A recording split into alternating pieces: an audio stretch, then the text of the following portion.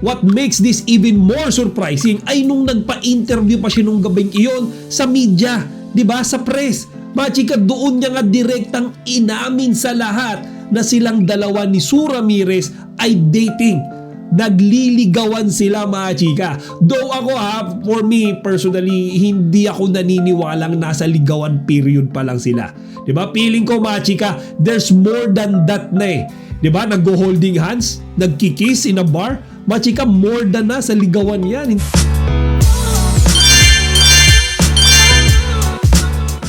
Magandang araw, mga chika. Rigel po ulit, ang inyong chika patrol. Bago tayo magsimula, mga chika, inaanyahan ko muna kayong mag-subscribe dito sa ating munting channel para palagi kayong updated sa mga latest at nagtitrending ng mga showbiz balita. So for today's content, mga chika, pag-usapan natin itong nakakakilig na pag-amin ni Dominic Roque sa tunay na estado ng kanyang relasyon dito sa recently na napapabalitang aktres na nakakamabutihan niya, mga chika. At iyon ay walang iba kung hindi si Sue Ramirez. If you could still remember, mga chika, doon sa previous content ko about Domin Sue, etong si Sue, mga chika, yung unang umamin na talagang hindi siya makakabilang sa mga taong may malalamig na Pasko. So it simply means, mga kachika, no, na mainit ngayon yung kanyang love life. Di ba, mga kachika? And we all know na si Dominic Roque yung tinutukoy niya dyan kasi yun lang naman yung nalilig sa kanya sa kasalukuyan.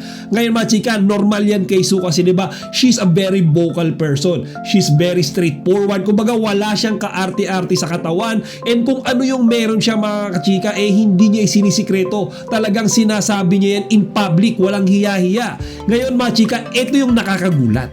Kasi si Dominic Roque, na we all know na talagang silent type of person. Actually, mga chika, there were times na nakikita ko sa kanya yung karakter ni Paolo Abilino. Kasi he's also a private person. Though hindi niya naman sinisikreto in public, mga kachika, yung kanyang love life, pero hindi siya kasing expressive nung ibang mga lalaki. Mga chika, marami talaga yung nagulat nung mamataan siya na present noong gabi ng MMFF Red Carpet Premiere noong nakaraang Biyernes. Pumunta siya doon, mga chika, para suportahan si Sue na parte ng isang MMFF movie entry na The Kingdom. At doon nga kasama niya, mga chika, si Bossing Vic Soto, si Christine Reyes, Piolo Pascual, and the other well-known celebrities. Pero you know what, mga chika, what makes this even more surprising ay nung nagpa-interview pa siya nung gabing iyon sa media, 'di ba, sa press. Mga chika, doon niya nga direktang inamin sa lahat na silang dalawa ni Sue Ramirez ay dating. Nagliligawan sila, mga chika. Though ako for me personally, hindi ako naniniwalang nasa ligawan period pa lang sila. 'Di ba? Feeling ko, mga chika, there's more than that na eh. 'Di ba? Naggo-holding hands, nagkikiss in a bar. Mga chika, more than na sa ligawan yan. Hindi na ginagawa na ligawan yan. And matagal na silang magkakilala. There were long time friends. They know each other well. So bakit kikilalanin pa nila isa't isa? 'Di ba? So, mga chika, yan yung sinabi ni Dominic na parang proud na proud siya, mga kachika, sa current state ng relasyon nila ni Sue Ramirez. Sipin nyo, mga chika, Dominic Roque, which we all know, like what I said earlier, na hindi ganun ka-expressive in public. Mga chika, direktahang nagsalita sa harap ng media na silang dalawa ni Sue Ramirez, mga chika, ay nagkakamabutihan na. 'Di ba? Sayang nga kung ako sa kanya sinabi niya direkta sila na ni Sue. 'Di ba? Kahit si Sue gusto niya na rin sabihin in public yan, pero siguro meron silang mutual na usapan na wag muna nating sabihin sa ngayon, 'di ba? Pa-excited muna natin yung mga fans natin, and then pagdating nung tamang time, tsaka natin sabihin sa kanila na tayong dalawa na. Ngayon, mga chika, kung hindi nyo napanood yung interview niya kay Dominic, halina't sabay-sabay natin panoorin ito. Ano sabi mo ng Marco, Dominic? Aasarin mo ba? Guys, wait, napawisan si Dom. Ha? Dominic, so pinapawisan. Parang F4 ba yan? F4. Pabili mo yung mic kay ano. Okay, pwede na naman masasabi. Oh! Kayo na ba? Wait, Dom? Dom, kayo na ba?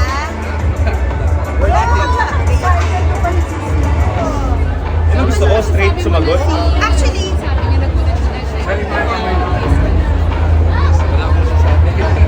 wait, dahil mo to. Actually, isa sa pinaka nagustuhan nila kasi si Sue lang yung talaga na-i-interview, di ba? Kasi sobrang straightforward yung nga daw sumagot dalawa. How do you feel about that? Kasi lang, happy na kami together, going out, and ayun. Huwag ka tumingin sa akin. Hindi kilala namin isa't isa. Parang si Marco at Christine lang yung bago sila. Yeah, Yes. na to eh. Kaya... Marco, how do you support? Hindi,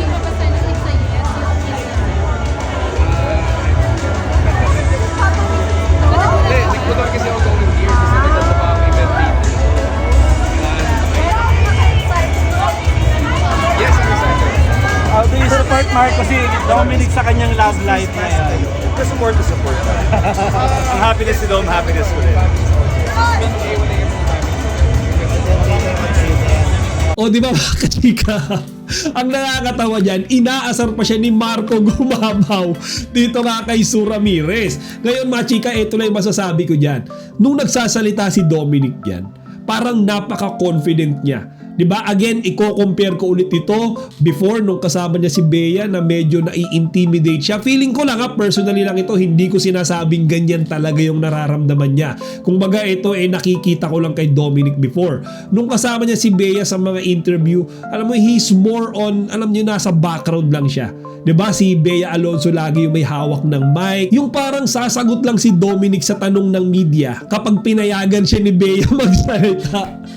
Pero ngayon mga chika, tinabi niya yan, in-express niya, he's very vocal, and again, proud na proud siya sa kung ano ang meron sa kanila ni Sue Ramirez. Ngayon mga chika, ito pa yung mas nakakakilig dyan. Kasi nung tinanong si Sue Ramirez na ginawang pag-amin na yan ni Dominic, mga chika, wala na siyang paligoy-ligoy pa. Sinabi niya na totoo lahat yun. Kumbaga sabi niya nga sa mga fans, sa media, enjoyin nyo yung balitang yan kasi silang dalawa daw ay nag-e-enjoy ngayon.